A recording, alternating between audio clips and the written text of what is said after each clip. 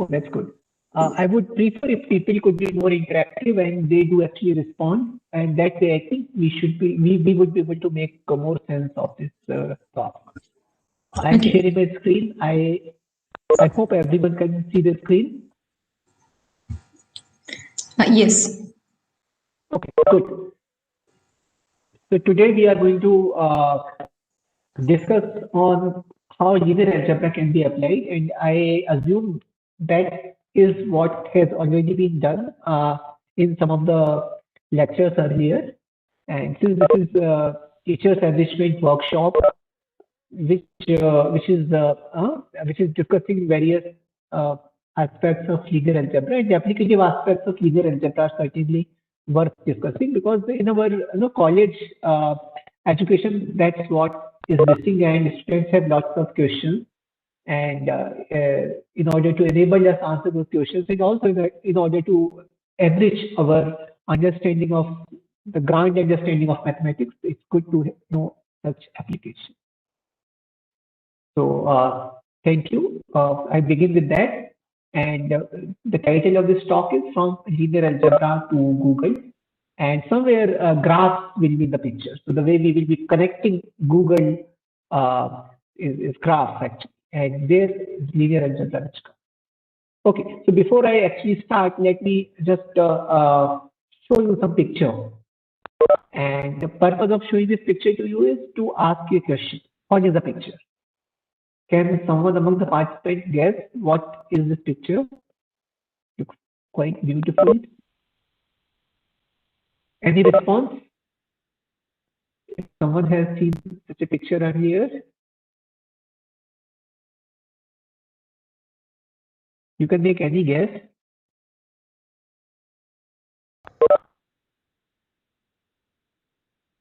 Okay, no guesses. Then I will ask another question. What is this picture? At least this picture is more familiar to us than the previous picture, right? So what is this picture? Any guess? Some participant?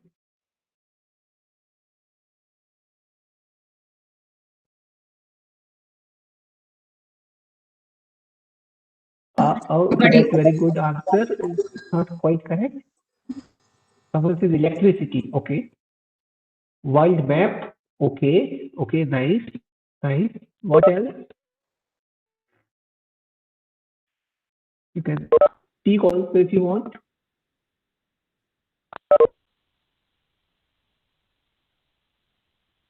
Okay. Two answers I got. Okay. Let me come back to the answer of the first question. The fourth picture is actually the picture of the internet. So if you look at these two people, Dodge and Kitchen, they're actually a cartograph. So what they do is they convert a data into a map, into a graph, into a picture. And they have created one very beautiful book. I think now it's quite old, something like 15-year-old book, 2005 or 2004. It's called Atlas of Cyberspace. In that book, they have many internet-related data, which they express through pictures. And this is the picture of the internet, not today, but it's actually almost 15 years ago. So you can see internet is a complex system. It's a complex graph. There are so many nodes and things are interconnected to each other. Yeah. And this picture is actually Facebook Friends network. It's not the electricity network or the wild map. It surprisingly looks like wild map, which it is not. What is done is that if you put two geographical locations, if there is a friend, if there is a Facebook friend between those two locations, you connect it by an edge. You just connect it by a straight line, and in the process, you will end up getting a wild map. That's quite interesting. It's almost wild map. For example, if you just imagine there are two friends, it's very likely that you have more Indian friends than say American friends or European friends or the Japanese friends, right? So there will be more edges which are connecting India within the country, or that's the case with other countries. But interestingly, as you can observe in the map is obtained by Paul Butler based on certain Facebook data. I think this was some 50 8 lakh people's data on Facebook. China is clearly missing, right? So had it been the world map, China would not be missing. So this is actually Facebook map, but the surprising thing that it encaptures a lot of demographic information, lot of information about the geographical locations of Facebook users. So that's something quite interesting. Okay, so I continue. And if you want to know the complexity or the how large the internet is, this is the data which I just took today. You could be interested in this website called worldwidewebsize.com. So this website, worldwidewebsize.com, they update every day information about many web pages which are indexed by many search engines, say Google or Bing, any other search engine. So here on the x-axis, you can see the date. So I got this information today. So this is around the 25th November or plus. And here you have number of web pages. How many web pages are there which are indexed by Google? And you can see this has been in the range of 54 billion, right? So roughly, let's say somewhere here, there are some 55, 56 billion web pages, and that would be multiple times. It's much more than the population of the world. The world population should be around 7.5 billion, and this is something like 7 times more. So that's huge, huge number. The number of humans is much lesser than the number of web pages, and that's where we're supposed to do certain search, internet search. So therefore, internet search becomes a complex phenomenon. Another estimate of how large is the internet, there's a very interesting website called internetlivestats.com. So this data itself I took today only. And if you go on this website, there will be a counter where they have a way of estimating how many internet users are there, how many emails have been sent today, how many tweets have been made, how many Instagram posts have been done, and so on, how many Google searches have been made, and all that. You can see it's a complex thing. It's huge system to handle. Okay, so as I just try to make the background, there are about 55 billion web pages. Of course, every search engine has a different number because not every search engine will be taking an indexing of all the web pages.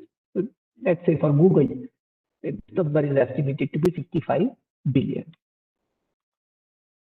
So that's the challenge, how to extract a meaningful and relevant information from these web pages. That's a big challenge. And of course, we know the answer. We have to use search engine. We have to carefully use search engines in order to get what we want to get out of internet. Yeah. And as far as Google is concerned, it handles huge number of queries. So estimates have bin made which are always 50,000 plus. Even 10 years ago, the estimate was like 12,000 queries per second. But now there are many websites which make an estimate of even 70,000 per second. Let's say 50,000 or even more per second is a good estimate. That's a huge number. And how does the query, Google query travel? So we give a query and then just in a number of seconds, it returns the result. So what is happening behind is what we are going to see today. And in the end, something about Facebook is also what I will say. And both the examples of Google and Facebook are going to be interesting applications of linear algebra. So I hope up to this point, I am with you and you are with me. Yeah. Any query, question up to this point? Yeah. Okay. So I continue and I try to explain what is this. So this is also taken from the Google website. Here's a query. I am asking, I have some questions, I have some search query, and I have to get its result, of course, that's the purpose. So how do we try to search for our terms in a book? right? Every book has an index. In the end, there is the list of words, and from those words, we can go and see what are the relevant page numbers, and that's how quickly we can accomplish our search in a book, normal usual book. Google also has similar principle, but then it is augmented by a lot of mathematical inputs. So when we send our query to Google Web Server, these queries further go to what are called index servers. So index servers, you can imagine that this is the index which is there in the end of the book. So the word and page-wise words are mentioned. From index servers, it goes to doc servers. So what are doc servers? Doc servers have some clip, some basic information about that web page. So if you make a Google search, along with the link, it will also have some small description of the page. So doc servers have that information. Okay. So from index server, you can go and glimpse into what will happen if what kind of content you will be seeing if you click that particular link. So this link is actually associated comparing with index is there in the end of the book. And once you have so many search results, then the whole bunch is returned to the user and user gets that answer. And where is the mathematics? There is a linear algebra part in this cycle. The linear algebra part that I'm going to describe today is going to occur in this particular arrow. Okay, let's actually do a Google search. So I did this Google search for IIT Jodhpur, and that's how many 93 lakh results were returned by Google to me in just 0.67 seconds. Okay, that's amazing. But you see, the word IIT Jodhpur will be coming in so many websites, right? There could be some education websites, some tuition coaching websites where IIT Jodhpur, the word itself comes much more than what IIT Jodhpur contains, right? The website.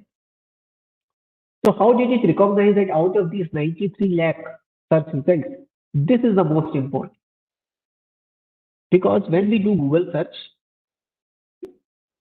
whatever are the answers, whatever is the search queries output, we will look in the first page, second page, third page.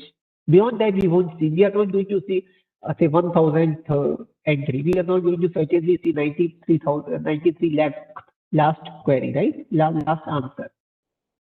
So that is the point.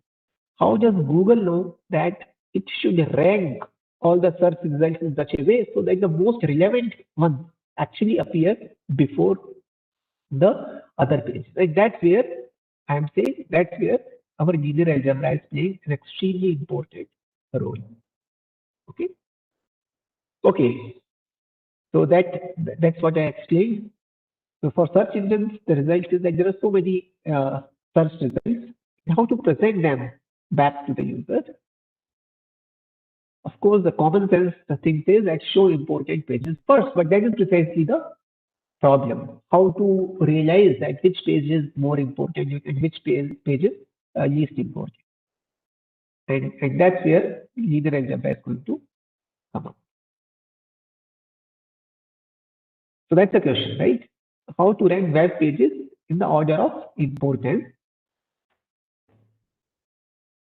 Some of the possible answers could be count the frequency of the search query. So if I type IIT Jodhpur, I present the web page which is having maximum number of terminology IIT Jodhpur. That's a very preliminary answer because it's easy to it is easier to manipulate because I can make a web page which has so many IIT Jodhpur, and I will become the first ranker for Google query. Certainly, Google will not like such an approach. Or you find some kind of way of realizing what page is more popular, right? The popular pages could be up in the query, so they could be appearing on the first page, and in subsequent pages, less popular results could be coming. But there is even much interesting concept, which is what is called HIT search idea. HIT stands for Hypertext Induced Text Search. Hypertext Induced Text Search. What is hypertext? The link, the clickable link, they are hypertext. I can, of course, there is a text because I can read it, but I can also click it. And that is what is hyperlink. So one of the ideas which one of the earlier persons who was working on HIT search idea, John Kleinberg, he was quite young that time. He said that, okay, you count which page is referred more by another important page. Okay. So what are other important pages which are, if some important page is referring to another important page, perhaps that is a good indicative of what is actually important, right? And I will elaborate this point.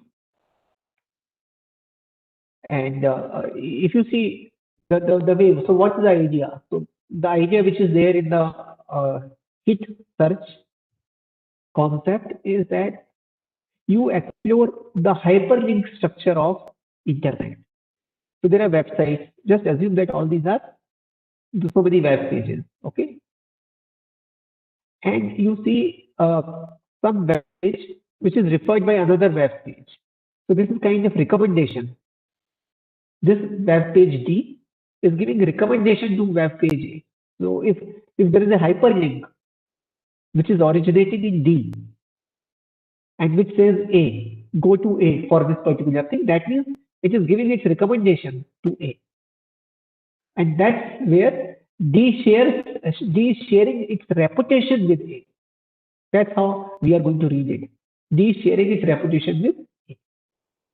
And similarly, if you see B, there are so many web pages which are sharing their reputation with B. But if you look at C, there is only one web page which is referring to C. No other, right? There is only one web page which is having a hyperlink which points to C.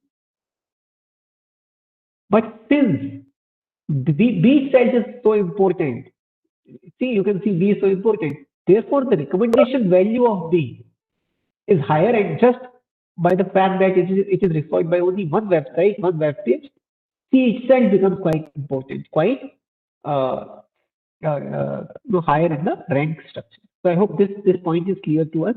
And on this idea, we are going to build up certain equations, and we'll see where lies the solution. So this is the most important slide. I hope you have gotten the idea here. So we are exploring the hyperlink structure of internet. Am I clear on this point? Some feedback can be given to me. All Yes. these are web pages, and what we are exploring is hyperlink structure. So this kind of recommendation. Huh? Okay. I'll come back to that. So Google story, as many of us would know, dates back to now 22 years, 1998. This was the earlier version of Google Beta, the testing version. 1998, yeah, you can see that. And these are the two young men that time, Larry Page and Sergey Brin, who start exploring hyperlinks, the concept of hyperlinks and how the link analysis can be done over the internet. Okay. And based on their ideas, very soon the Larry Page patented this algorithm, this method, PageRank, and now it's called PageRank TM trademark method. So the PageRank, the algorithm that I'm going to explain you, the word page comes actually from Larry Page, not from the web page. Yeah. And in those explorations of finding out a good hyperlink structure and its interpretation, one of the connections is actually from India, Professor Rajiv Motwani, who was professor at Stanford. He was an alumni of IIT Kanpur. he was native of Jammu, went to IIT Kanpur. After that, he moved to MIT for PhD, and Stanford he was teaching. He was one of the earlier co-authors of these people. And if you go to CiteSeer, the website that stores many abstracts in the area, you can see the one of the very first paper on the topic, which says, what can you do with a web in your pocket? Actually, it's quite readable paper. And somewhere they are appreciating that over last 1 decade, how much of the space, for example, the computer power, disk capacity, all those things have increased. And this was 1998. But if you compare 1998 with the day today, you can just imagine how much of the progress we have made in that direction, right? And now 128 GB you can easily put actually in your pocket. So this was quite interesting topic, quite interesting paper that time. And all the idea behind Google search algorithm lies in this. Yeah. So this is work. Okay. So I explore the hyperlink idea, and along with that, I will also present to you certain equations. Yeah, and then whatever you have done in this workshop so far with linear algebra, you will be able to appreciate. Particularly, the concept of eigenvalues in eigenvectors is what you are really going to appreciate. Okay, so these are two principles here, on the basis of which we are going to set up our equation, set up how to actually rank pages, right? The first principle is that important pages are the ones which are recommended by other important pages. So other important pages, if they recommend someone, then that person becomes or that page becomes important. However, if there is a page that is recommending many other pages, that means it is very lenient in giving its recommendation, then the value of its recommendation goes down. So I might be very important from some perspective, but if I am recommending everyone, then the value of recommendation is going to come down. So I hope these two principles are clear. Just give me some feedback on this. Yeah. So what determines important? If you are recommended by other important pages, and second, if you are recommending too many, then the value of the recommendation is going to come down. Yeah. And this is the equation, right? So what is RPI? What is RPI? P1, P2, P3, assume those are web pages, right? So there are n web pages. So what is RPI? RPI is rank of ith page. Rank meaning what we are doing is out of 1, we are giving a score. Okay? Giving a score out of. And RPI is the score obtained by highest page in that ranking. Okay? So what is the ranking of J? So J's ranking depends on what are other pages I which are sharing its weight with J. Okay. So suppose, so here PPJ denotes what? This is a set of all those web pages which are recommending J. So I is a web page which recommends J. Okay. Recommends meaning in terms of hyperlink. So whatever is the credibility of I, that is going to be shared by mod PI. This is number of recommendations given by I. So that it will come down. So I am dividing because of the second principle which I had. Recommendation value will come down if there are so many recommendations which are distributed by me. And RPI is indication of the importance of. This is the basic equation which I have.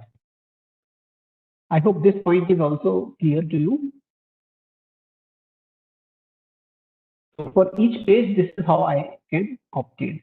I can obtain ranking, but there is a fundamental flaw with this equation because I'm using RPI to compute something about RPI. So this is kind of iterative loop because I actually don't know the value of RPI. I don't know what is the ranking of each page. So by ranking, I mean score out of 1. Out of 1, how many points are you going to give to this page? So it seems we are going in the finite loop because I'm determining something in its own terms. So what's the basic idea to resolve this? And that's where the Sergey Brin and Larry Page came up with very nice rescue scheme. They say in the beginning, let's assume everyone is equally important. So this calculation, rather than doing it in one go, let's do it in multiple rounds.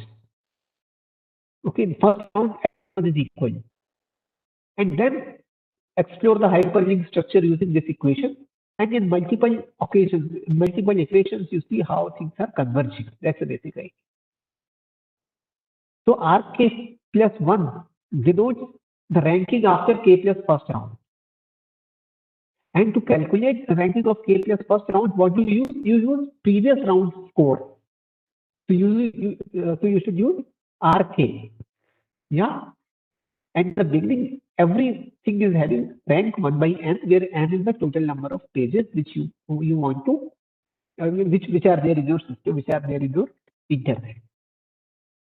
So this is absolutely brilliant idea to start with a neutral approach, and then based on hyperlink structure, you update your ranking. And then you hope that as k becomes larger, this converges. Yeah. So good. So this not pi is number of pages which are recommended by p, which are recommended by pi. Pi is a page. Okay. So suppose P10, that's page number 10. Whatever is its value, it is shared among how many? Among not pi many web pages. So these are number of web pages which are recommended by pi. Yeah.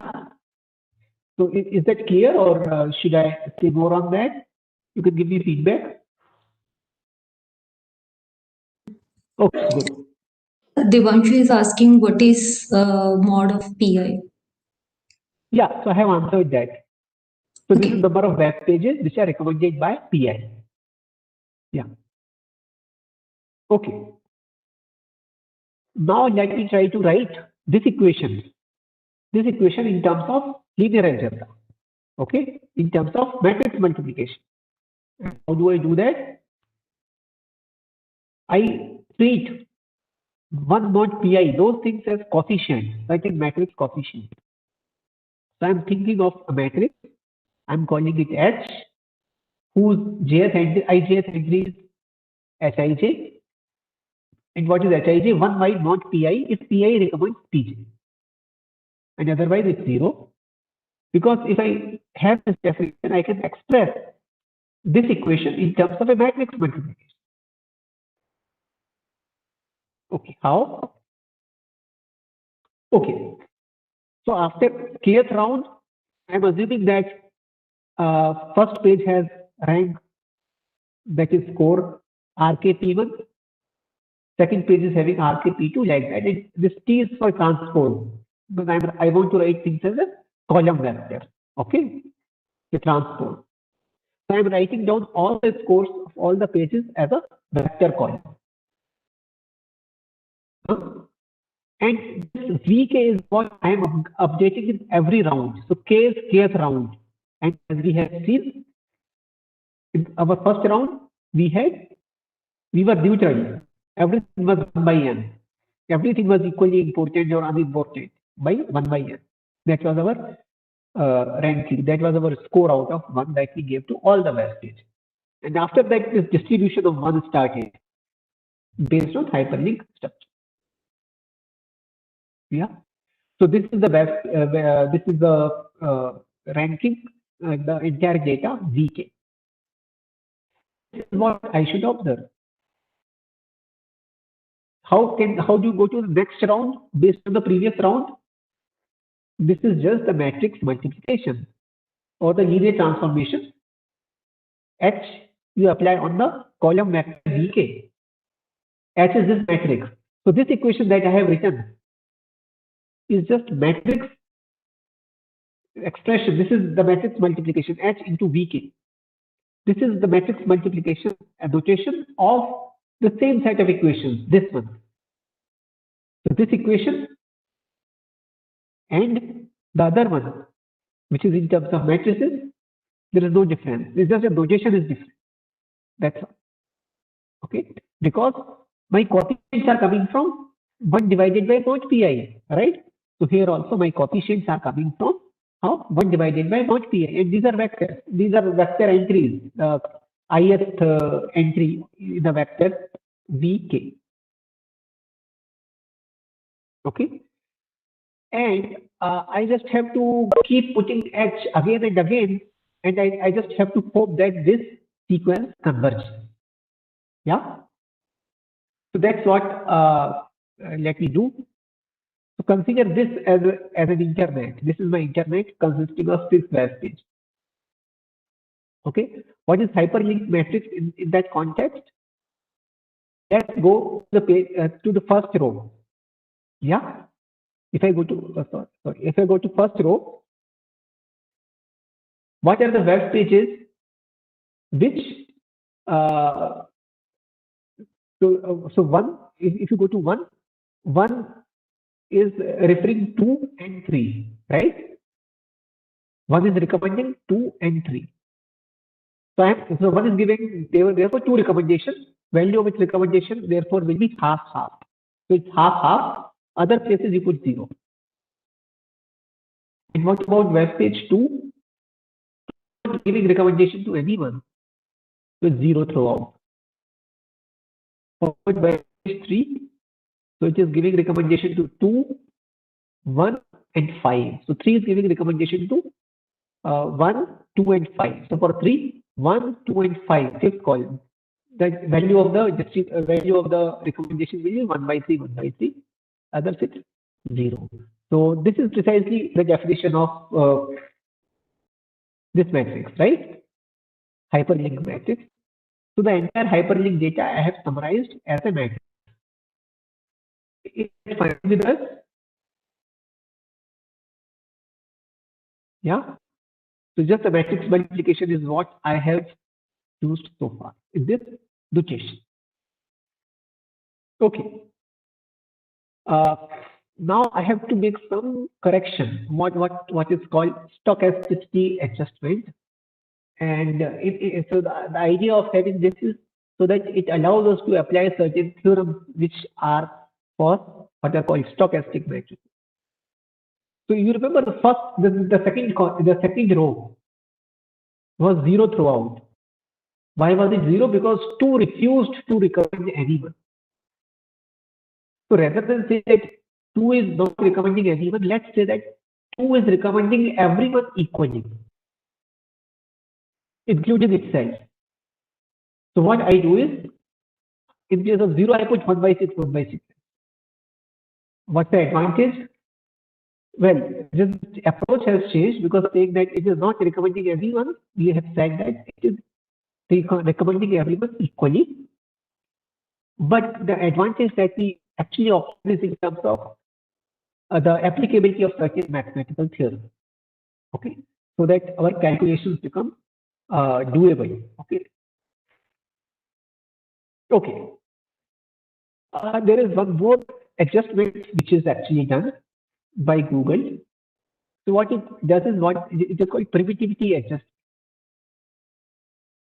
What are we assuming in this model so far, the hyperlink model, that the surfer, the person who is surfing the internet, is just following our hyperlink structure. But what may happen is that with a certain probability, the random surfer may actually use some other judgment to go to some other website.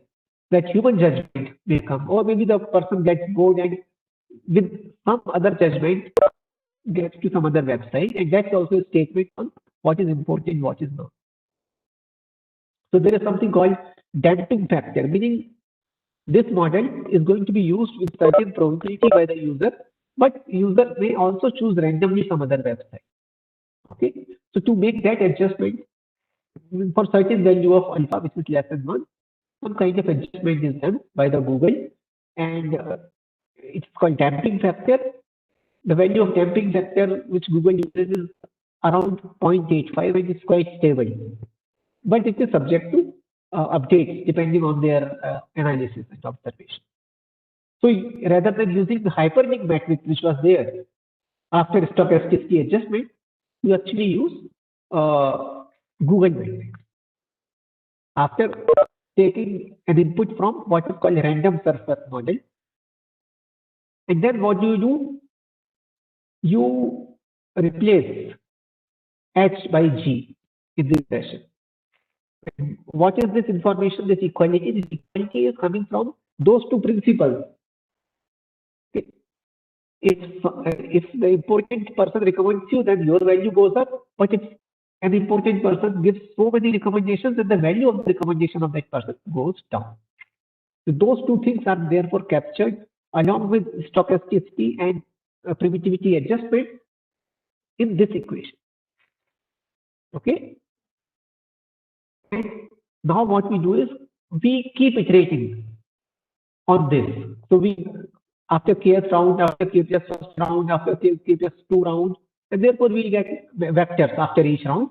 And the hope is that the sequence of vectors converges. So once it converges, you declare, okay, these are the value attached to the different graph page. Okay. So the vector V to which the sequence converges is going to be the page rank vector. That is the basic principle. And let's analyze it by one more level of depth. And the first question, of course, should come that why should the sequence of vectors converge? Okay. So what I did for this particular internet, I wrote a C program to get that round back, but I retained the results of that. Okay, so here is our sample internet, and let me actually do this analysis, which is a iterative analysis of all the page ranks. So this is my sample internet, and as we had decided, after 0th iteration, that means to start with, we have 1/6 value attached to all the web pages. Yeah. And for that particular matrix which I have, which is corresponding to this, I have shown you already. So after each iteration, I'm showing you what are the results. So do you see some convergence already? So I think I did for 25 iterations.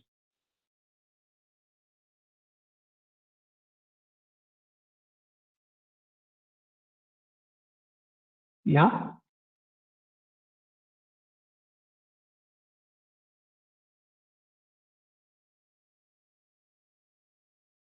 Do we realize some page is more important here?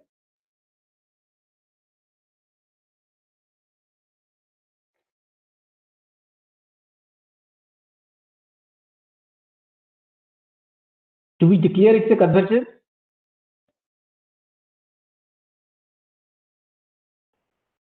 Okay. So in this particular example, it seems it converges. Yeah. So although convergence is not something which you can see visually, it has to be proven. Huh? But nevertheless, in this case, let's assume that this is the outcome, and according to this analysis, out of 1, the web page number 1, 2, 3, 4 gets 0.37 score. So 4 is more important, it seems. And after that, it is 6. Okay, 4 and 6 are more important. Actually, incidentally, they are referring to each other. Okay, just from the structure, you cannot make out much. But when you do this mathematical calculation, you can actually make out things based on your 2 principles, which I had already stated. So what is to be analyzed? Therefore, see, let's go back to those equations which this one, right? So suppose it converges to V. So this rank vector, suppose it converges to V, and in that case, GV will be equal to V. Yeah. And what's the meaning of GV equal to V? That means V is an eigenvector for the matrix G, and the corresponding eigenvalue is equal to 1. Right? GV is equal to V. So eigenvalue is 1 and V is the eigenvector. So therefore, all this discussion can be related to the discussion on eigenvalues and eigenvectors.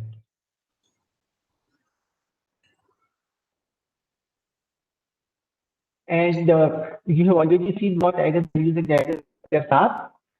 So this is eigenvalue is that after a linear transformation, if you can get a direction along which the effect of transformation is just scaling, then that particular vector is called eigenvector, that particular direction, and the stretching factor is called eigenvalue, right? That's what you must have already seen in the first week of this program. Yeah. So eigenvalues and eigenvectors you are already comfortable with. And what we want here is some eigenvector of eigenvalue 1. And that's what is required by the equations set up by Larry Page and Sergey Brin in their algorithm. The point is, why should the convergence happen? And incidentally, all that convergence is guaranteed by what is called Perron-Frobenius theorem, which was much older than the Google algorithm. Google is 1998. This theorem is about 1908. Yeah. So what does it say? So it says something which is as if this theorem is made for Google just even 90 years before the Google. So it says that if you take a non-negative matrix, meaning all the entries are non-negative. So that's what a Google matrix is. If you take a stochastic matrix, stochastic meaning all the rows add up to 1. Okay, and that's what was happening because 1 was being distributed among all the web pages. And there is one more assumption actually, irreducible matrix. So irreducible matrix I have not explained, but it can be explained through what are called strongly connected graphs. It turns out that Google matrices are actually irreducible. So let's assume that. So for matrices such as Google matrix, what is statement? Statement is the eigenvalues. If you talk about for any such matrix, these are going to be complex numbers to start with, right? So maximum modulus of an eigenvalue can be, well, it has to be 1. That's what the theorem says. Okay, so among all the complex eigenvalues, the maximum modulus is going to be 1. And actually, there is only one eigenvalue with modulus 1. There is only one complex number which occurs as eigenvalue for such a matrix, and its modulus is 1. Modulus is that the real part times so z bar, right? Square root of z bar, z some complex number. In fact, the eigenvalue is 1. So what it says is that there is an eigenvalue 1 for any such matrix. And that's what we wanted, right? And further, there is a unique vector which is called Perron vector for which the eigenvalue is 1. Therefore, what does this theorem say? Okay, as if this is made for Google matrix, right?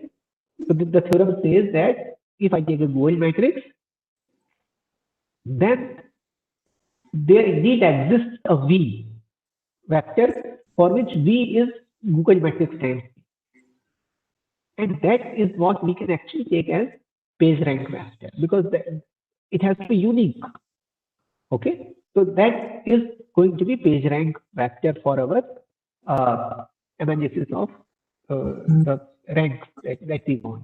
Okay, so Perron-Frobenius theorem is a theorem which dates back like 90 years before Google, and it has all the relevant requirements which are there to solve the problem of Larry Page and Sergey Brin, the page rank algorithm. And one can actually write some algorithms for actually finding out what that page rank vector is. So it's called power method algorithm. There are many other algorithms which you can implement. I have just written one such, not important. Okay, so is there any question in that discussion so far? You can give me feedback.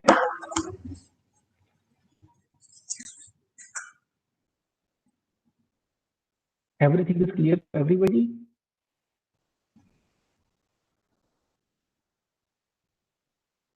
Okay. If not, then I'll just go ahead and talk a bit about this graph, Facebook. Yeah.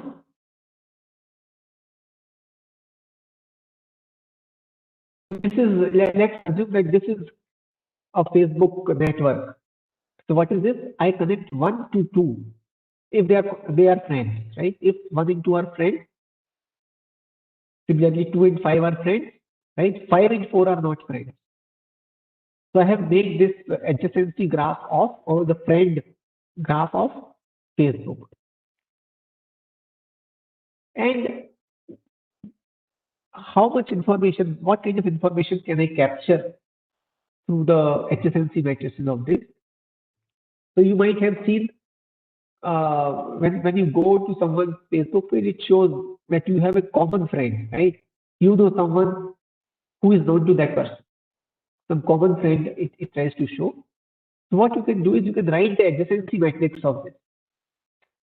Adjacency matrix meaning for 1, for example, if you take 1, in the first row, what will come?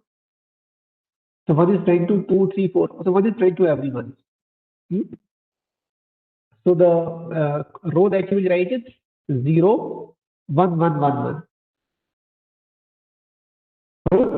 Row 2 is going to be what? The 2 is friend with 1 and 3 and 5. So 1, 3rd and 5th place are going to have 1, and 2nd and 4th place are going to have 0. Okay? Like that, I can write a matrix. So for this particular graph, I had written a matrix. I don't know how to show it to you, but let's do this thing.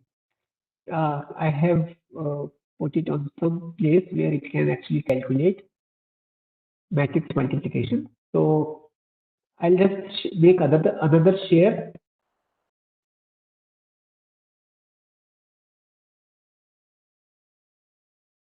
I can't see. Just 1 minute. Yeah. So I'll share something else. So this graph you just imagine, okay? And let me do some matrix computation using the adjacency matrix of this. Let me share my browser.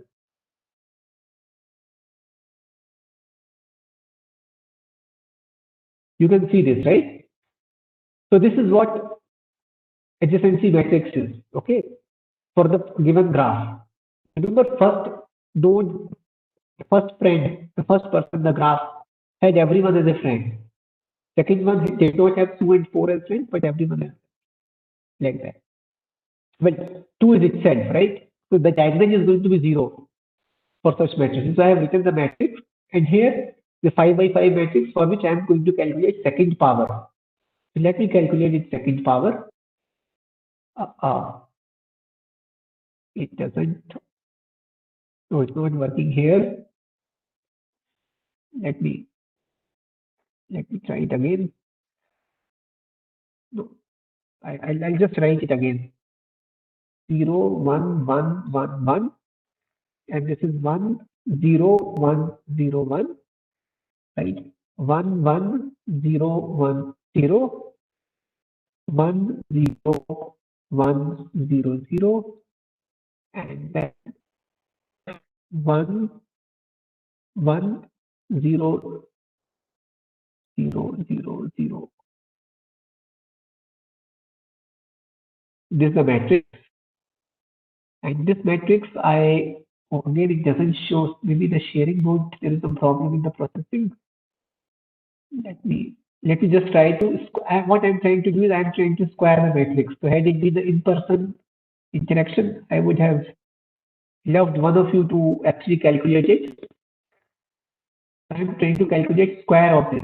Yeah, I'm trying to calculate second power of this. When I calculate, okay, good. It shows 42211, and then 23121, and then 21312, 12121, and 11212. Okay, you can just write it down on your notebook, and I'll go back to the other screen, which is my presentation.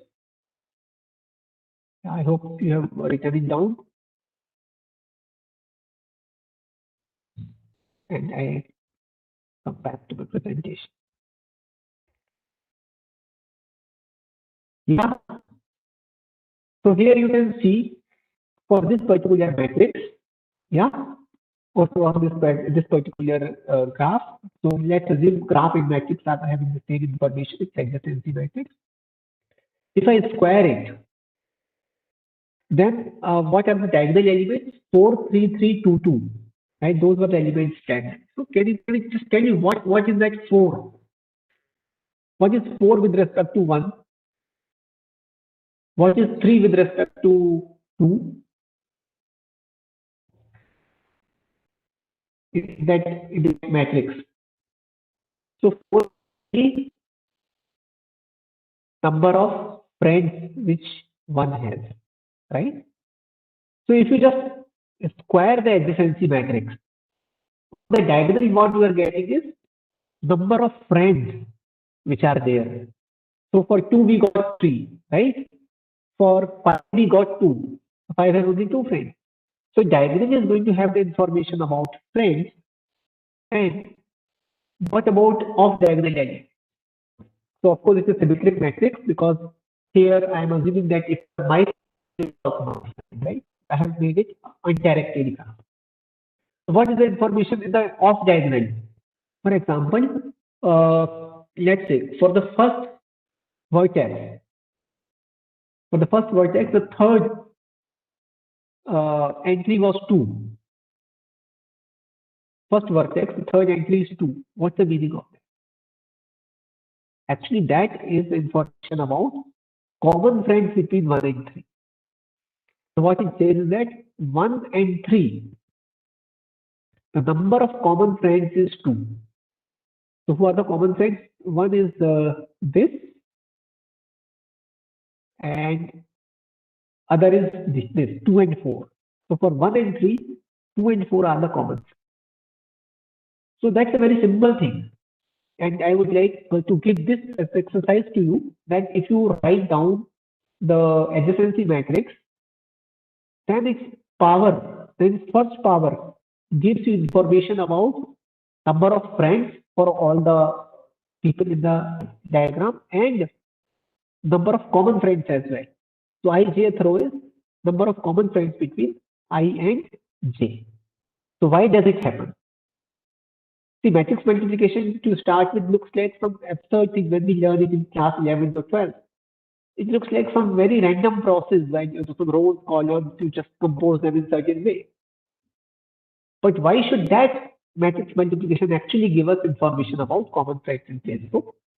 When I do it in this way through adjacency matrix, maybe that's an exercise you should try to do that. Okay. So about graphs which are arising, I'll just say a couple of words and then I'll stop my discussion. So there was a project in 1930s which was called 6 degrees of separation of the small world project.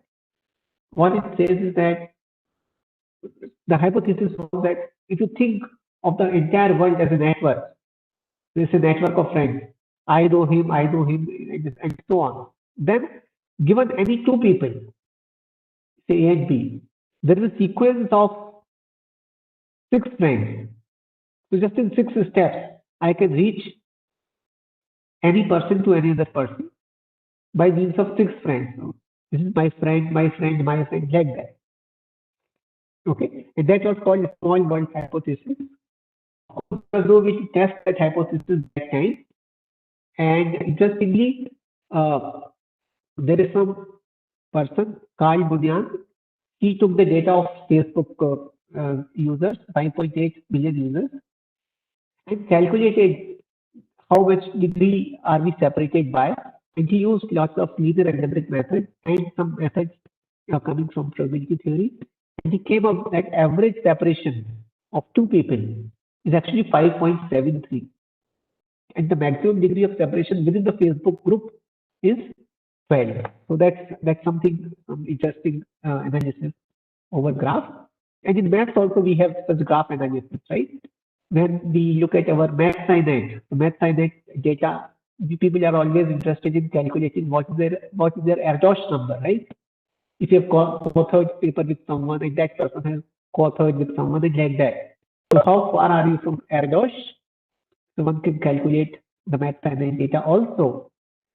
Actually, in the calculation, what comes handy is taking higher powers of matrix. Okay, exactly like what Facebook algorithm is.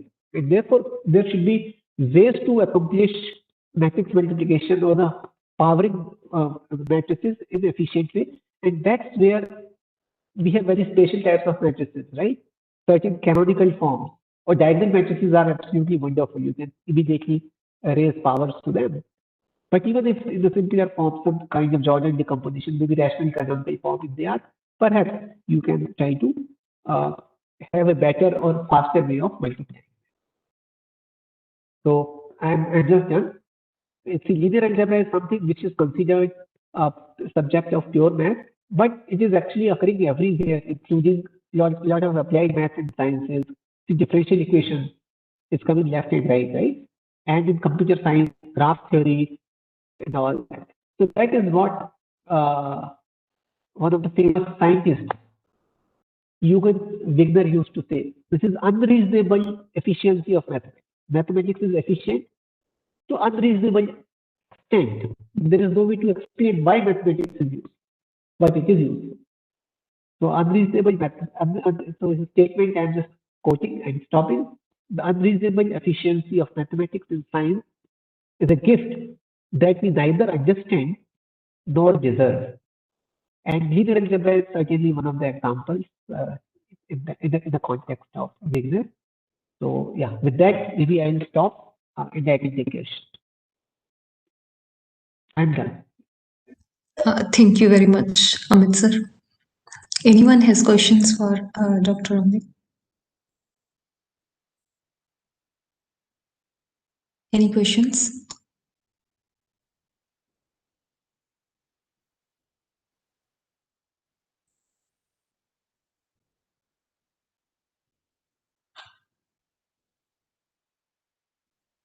Okay. Okay, there are no questions. Thank you very much, sir. Okay, good. Okay.